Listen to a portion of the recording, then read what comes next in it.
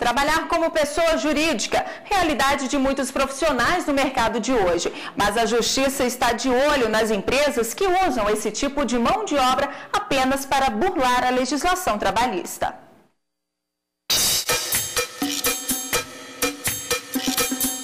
Ser chefe de si mesmo, desejo de muitos profissionais empreendedores. Para tanto, basta abrir uma empresa na junta comercial e passar a atuar como pessoa jurídica ou PJ.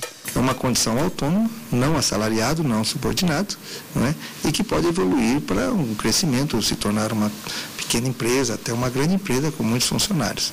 A professora Amanda Albuquerque tem uma empresa e presta serviços como franqueada de uma conhecida escola de inglês na cidade.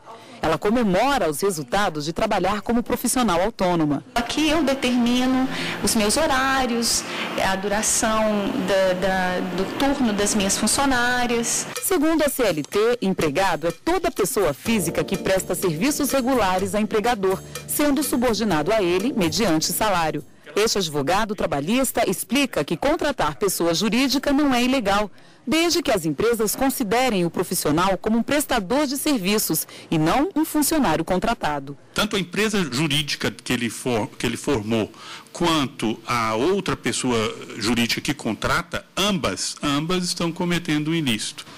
Mas quando a empresa trata o PJ como um trabalhador com carteira assinada, que tem que cumprir expediente regular, ela pode ser condenada pela Justiça do Trabalho, como aconteceu com a empresa Bradesco Seguros e Previdência. Ela vai ter que indenizar uma ex-empregada por danos materiais por obrigá-la a abrir empresa para atuar como corretora de seguros. Não é uma relação societária, mas uma relação de trabalho subordinado ao final. Então a Justiça do Trabalho desconfigura a natureza da sociedade para reconhecer o vínculo, porque o trabalhador presta os serviços pessoalmente, recebe salário e está subordinado às ordens e à direção do tomador do serviço. A primeira turma do TST entendeu que a exigência de abertura de sociedade empresarial teve o objetivo de fraudar a legislação trabalhista. A empregada cumpria horário nas dependências do banco, era fiscalizada e não tinha liberdade no negócio, característica do trabalho de um autônomo. Além da indenização, a Bradesco Seguros vai ter que arcar com os custos que a empregada teve ao abrir e fechar a empresa na junta comercial. Bom, e o nosso convidado para tratar desse tema é o advogado trabalhista Antônio Alves Filho. Boa tarde. Boa tarde. Bom, qualquer pessoa em qualquer área de atuação pode ser PJ? Pode, desde que ela entenda exatamente o que ela está fazendo, ou seja, ao ser PJ ela não será empregada, não receberá aqueles direitos sociais que a Constituição e a CLT prevêem para os trabalhadores. O salário de um PJ ele é geralmente maior que o de um CLT. Por quê? Porque, como ele é PJ, ele não terá 13º, ele não terá férias, ele vai pagar seu próprio INSS, ele vai fazer todas as coberturas dos riscos enquanto profissional.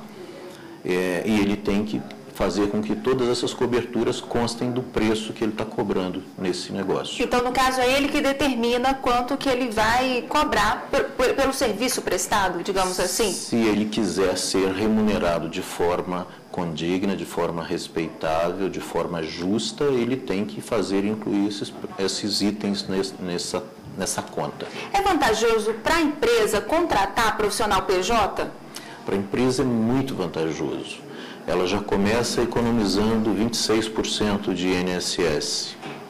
Ela economiza ainda a maior parte dos direitos sociais, férias, 13º, horas extras, adicionais de insalubridade, periculosidade. Agora, isso para o profissional, como é que ele pode avaliar, no caso dele, o que valeria mais a pena, atuar como PJ ou CLT? O que ele deve observar? Ele deve saber qual a remuneração que ele precisa, qual o salário que ele precisa e o que ele precisa para ter uma PJ, porque ter uma PJ significa, tem custos. Você tem que ter um registro, uma empresa registrada, você tem que ter um contador, tem que ter um endereço, você vai ter uma série de despesas que você vai ter que recolher os seus impostos, ao invés do empregador recolhe o INSS do empregado, deposita o FGTS, o empregado recebe o salário. O PJ tem que cuidar da vida dele, tem que preparar a sua aposentadoria, tem que cuidar da sua previdência social. Então, ele precisa avaliar todo esse conjunto de objetivos que vão sobrar para ele quando ele decidir enveredar por esse caminho. Como é que a gente poderia, onde que a gente poderia identificar que uma contratação PJ está fraudando as leis trabalhistas? Uma contratação PJ vai ser claramente fraudulenta quando, por exemplo, no meio do contrato de trabalho, a empresa diz para o empregado que ele tem que abrir uma PJ. Esse é o primeiro, esse é o mais a fraude comum. Padrão. Uhum. Tá? Agora, o aspecto é no cotidiano, na relação desse prestador de serviço e do tomador de serviço. Se o tomador de serviço trata o PJ como empregado, ou seja, dá ordens, cobra horário, frequência, né? Frequência, pune. Tá? Eu já vi casos em que o PJ recebeu advertência do tomador de serviço. Isso, evidentemente, é fraude. E aí a gente verifica que não é uma relação comercial sincera, e sim uma fraude, portanto, uma violação ao artigo 9º da CLT. Seria um exemplo de vínculo empregatício, né? Poderia estar caracterizando um vínculo empregatício. Direto à Justiça do Trabalho, nesses casos, comprovado que está acontecendo a subordinação, a pessoalidade. Um PJ, pelo menos em tese, ele pode escalar outra pessoa para fazer o serviço. Tá? Ok. Bom, e o telespectador tem uma dúvida sobre o trabalho de pessoa jurídica. Vamos conferir. Meu nome é José Ribamar, eu sou eletricista. Eu queria saber quais as vantagens e desvantagens de trabalhar como PJ. Então, a gente já vinha falando sobre isso. O profissional ele tem que ser, inclusive, educado financeiramente, né? Para ele poder atuar como um PJ. Ele tem que ser organizado. A vantagem é ser o seu próprio patrão. Tá? E ter a possibilidade de prestar serviço para mais de um patrão na mesma área e ganhar mais dinheiro. As desvantagens são aquelas de ter que cuidar da sua vida, ter que cuidar da sua empresa, tá? E sobreviver no mercado. Em caso de doença ou acidente de trabalho, como é que fica a situação de um PJ? Perante a empresa, né, no caso? Perante a empresa, ele vai suspender a prestação de serviço e, pelo contrato celebrado, como é uma pessoa jurídica, a empresa pode até exigir que outro profissional seja colocado ali. Agora, a cobertura previdenciária vai ser aquele da relação direta do prestador de serviço com o INSS, porque ele terá que recolher INSS, ele estará vinculado à Previdência Social do mesmo jeito. Ok. E vamos agora responder a outra dúvida de um telespectador. Meu nome é Eduardo, eu sou analista financeiro. Como é que faço para trabalhar como pessoa jurídica sem ser ilegal? Como é que é o trâmite para você se tornar pessoa jurídica? Ir à junta comercial, abrir uma pessoa jurídica, abrir uma empresa. E, a partir daí, oferecer seus serviços e ser contratado como tal. Agora, ser legal pode significar cumprir as obrigações que a pessoa jurídica tem, recolher o INSS, recolher o imposto de renda. Os impostos, né? Os impostos, as obrigações tributárias e os encargos sociais. Agora, para ser legal, para funcionar como PJ, é preciso que o contratante também entenda que contratou um PJ, que não contratou um empregado disfarçado de pessoa jurídica para burlar a legislação. Como é que fica a questão do imposto de renda desse profissional? Ele terá que fazer duas declarações, uma de pessoa física e também a de pessoa jurídica? Ele vai fazer a declaração de pessoa física e ele vai fazer a declaração da pessoa jurídica. Separadamente, né? Separadamente. Ok. E temos mais uma pergunta gravada pela nossa equipe sobre o assunto de hoje. Vamos ver. Meu nome é Rayara, eu sou analista de sistemas e gostaria de saber em que casos um PJ pode recorrer à Justiça do Trabalho. Pois é, as questões que envolvem, né, a pessoa jurídica individual, elas são de competência da Justiça Trabalhista?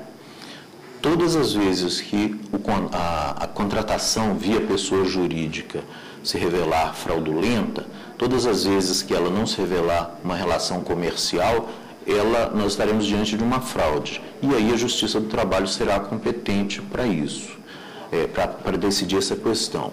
Ou seja, se o contratante, se o empregador, ele contrata alguém como PJ e trata essa pessoa como empregado, nós estamos diante de um caso clássico de fraude e, portanto, essa pessoa poderá ir à justiça para haver as suas férias, 13º, FGTS, adicionais que eventualmente sejam devidos e tudo mais. Pois é, a PJ ela foi criada com uma determinada função. O senhor acredita que hoje o mercado tem deturpado a função de PJ? Existem muitos contratos que são contratos honestos, contratos reais. Agora, há um grande volume de simulação, de fraude. E nesses casos, quando o PJ, quando esse PJ disfarçado vai à justiça e faz prova da subordinação, a Justiça do Trabalho reconhece o vínculo empregatício e pune o empregador com os encargos da lei. Tá certo, muito obrigada pela sua participação. Tenha uma boa tarde. Obrigado.